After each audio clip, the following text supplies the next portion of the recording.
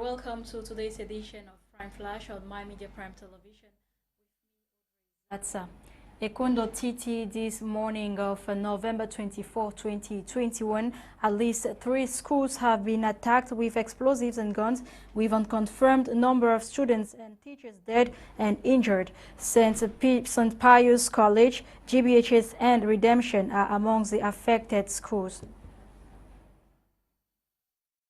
Members of the Cameroon's National Assembly are calling for a return to peace and for the assistant development partners to enable the reconstruction and development of the Northwest and Southwest regions, as well as the Far North region, to run smoothly. Their appeals have been at the plenary recently to review the presidential plan for the reconstruction of the crisis-affected areas. Chairing the over 5 hours deliberation in the presence of the national coordinator of the presidential plan, Minister Paul Tasong, where the minister delegate at the presidency in charge of relations with Parliament, Francois Aboudi, and Senior Deputy Speaker, Honorable Hilarion Etong. A man aged 52 and identified as Amin Christopher was recently killed by defense officer around Malende in the Muyuka subdivision. Reports say he was returning from a funeral when the unfortunate incident happened. Moki Regan traveled to Malende and brought back the following report. This is the spot that Ami Christopher was shot dead by a uniformed officer on his way home after attending a funeral of his friend in Malende, Moyoka subdivision. Father went to a funeral there. On his way back from that funeral, about 12 minutes to 5 o'clock, they approached junction. He was on top of a bike, so the military were coming. The first truck passed them, the second truck, and the last truck passed them. So they crossed the road. One person from the military truck, the last truck, shot him at the left-hand side, so he died. At the family compound, this reporter met the wife of late Ami Christopher, who sent a strong message to the government of Cameroon. Military go finish it already. It is so far. He work with one hand. He spend for picking the 8 children. Military chakara never recognize my master again. Oh, Papa God, government will not talk for the matter. Will not talk for the matter. No be solution. Now we work at the key innocent soul they wrote. Innocent soul. Innocent soul. Government will not talk for the matter. Government probably talk for your people. Talk for your people. No, not the solution that for the work at the shoot innocent soul they chakra their face. My master turn beef animal for military their eye. Driving across the village of Malende, seeing the reality on the ground as the village is deserted, houses and business establishments along the major roads all abandoned because of fear of the unknown, which to some youth of Malende village, the government should call for a sincere dialogue and send the military back to the barracks. So we are begging on the government to hold a dialogue. They should send all the army back to their barrack, and then they should arrange a peace talk. The Cameroon government, I must be very, very frank and sincere. If the government is that government that really needs one day the crisis to come to an end, ceasefire for me, so that people can feel free, do their activities normally. Secondly, the army should be sent back to the barrack. Awu Maurice is a friend of late Ami Christopher, who has lived in Malende for more than 41 years. You see, in this situation, as I'm talking like this, I'm talking with a very heavy heart. Ami Christopher was somebody whom we have lived together. Ami Christopher was a friend, was a brother. So much that if I look back, I don't have anything to talk about good about this government. It could be me, could be another person tomorrow. We are not safe. We are not safe. Now the children are frustrated. The women are frustrated. The family, he was the breadwinner of that family. Now he has been killed. So if you can imagine the number of people that will be frustrated, they are too much. Enough. CAF has expressed dissatisfaction towards the progress of work at the Olembe Stadium, and concerns about the technical management of the local organization of the AFCON. The Confederation of African Football has thus given Cameroon until November 30, 2021 to complete the construction of the Olembe Stadium, else it will organize the opening ceremony of the AFCON 2021 in another stadium.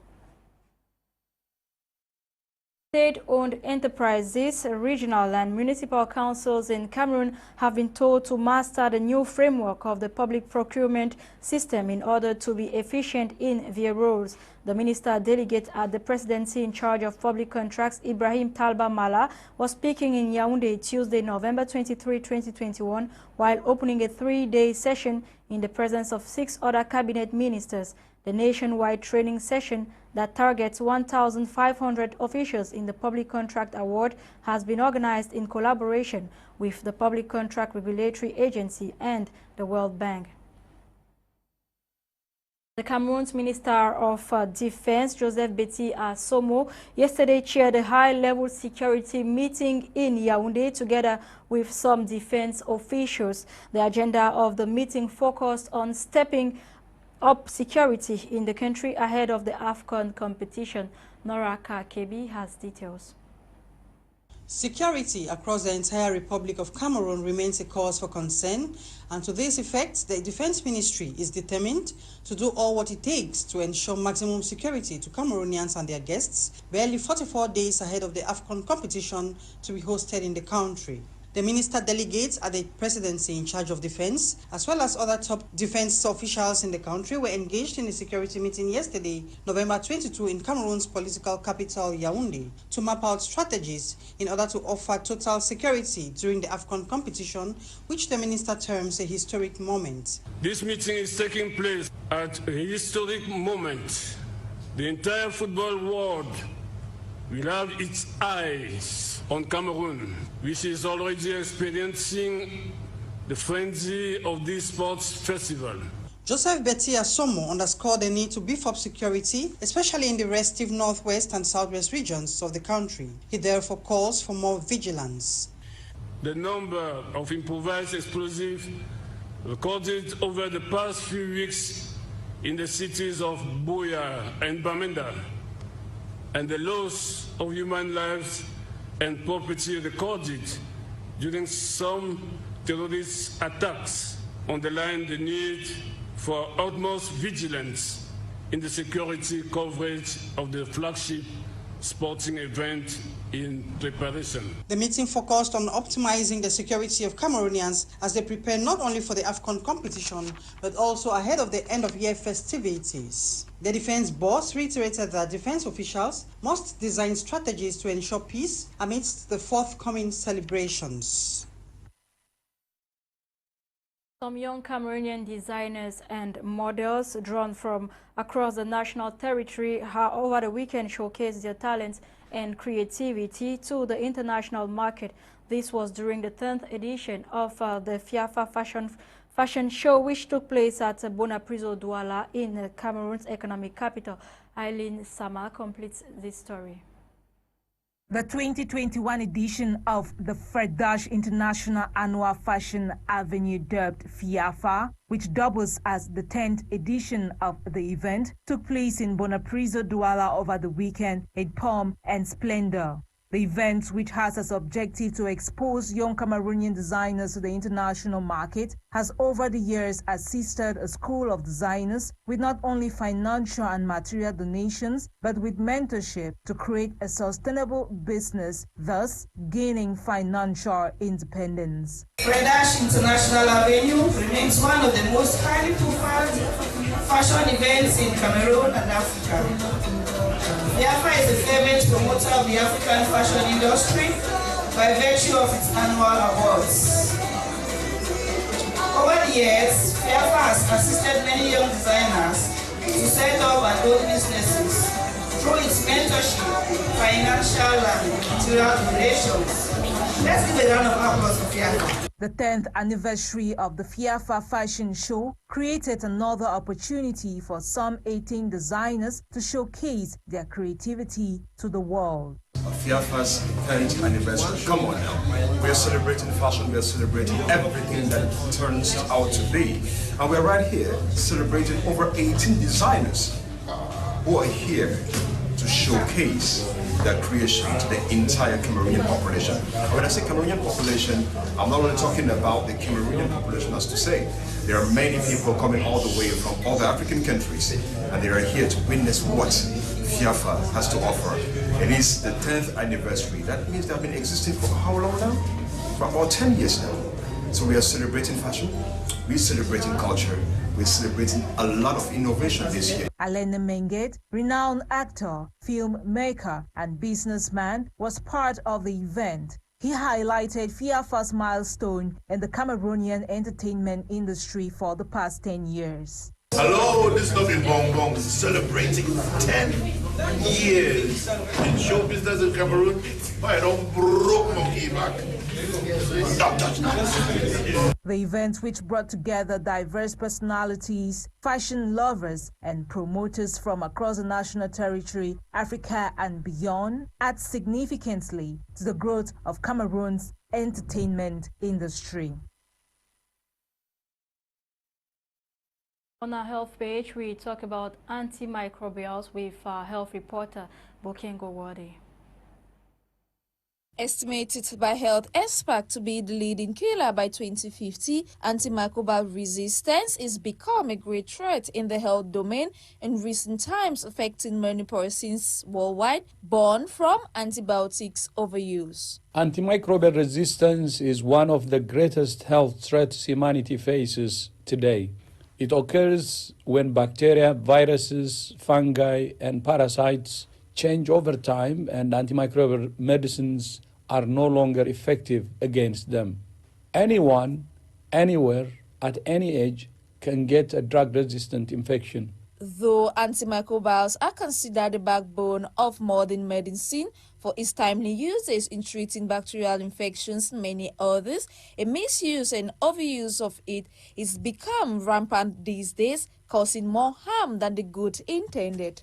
Antimicrobials, including antibiotics, antivirals, antifungals, and antiparasites, are the backbone of modern medicine. They allow us to treat deadly infections successfully and make essential health services safer for everyone. Worthy of note is the fact that the effects of antibiotic resistance can be life-threatening.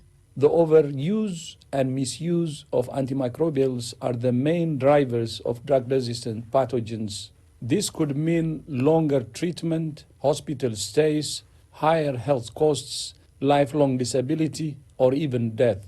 Digestive disorders, nausea, diarrhea, amongst others, are some added side effects born from antibiotics overuse. Commemorating Antimicrobial Awareness Week this November, it should be borne in mind that drawing attention as well as creating awareness and raising awareness regarding the effects of antimicrobial overuse and misuse will make no difference if each and all continue to do self-prescription for almost every infectious disease.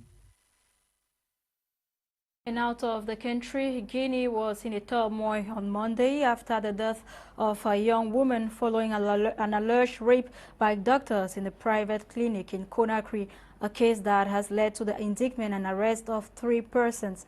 According to the Guinean government, the young woman, Mahsila, a 55-year-old woman, died on Saturday in Tunis, where she had been evacuated for treatment following the rape of which she had been a victim in a hospital structure in Conakry. After the alleged rape, the young woman was evacuated October by the authorities to Tunis for treatment. And some persons say some persons have been on the run. They are actively being searched, according to Guinean government. The death of the lady was the subject of widespread debate on social network on Monday. A petition initiated by women's rights associations called for sanction against the alleged perpetrators. The Confederation of African Football has unveiled the official ball of the 33rd edition of the African Cup of Nations with its baptismal name, Togu. This was yesterday, November 23. The new official match ball, Togu, named after the traditional dress very popular in the country, will be used by the 24 teams during the 52 matches that will be played by the competition. That will be played at the competition between January 9, 2022 and February 6, 2022. Togu is a multicultural and finely embroidered outfit. Togu was originally designed for royalty in the northwest region of Cameroon, but has since been adopted by Cameroonians as special occasion attire. Designed to meet the highest standards of the game, the ball has simple technological features, including a smart panel configuration, and is approved by FIFA for use at the highest levels of this game, as explained by the African Sosa Body's Communication Department. That was it for today's edition of Prime Flash. Ladies and gentlemen, thanks for watching. You have details or more stories in our 6:30 p.m. Prime News with Fon Quinta. Coming up next is In the House with Eileen Sama and her ladies. Stay tuned. Bye.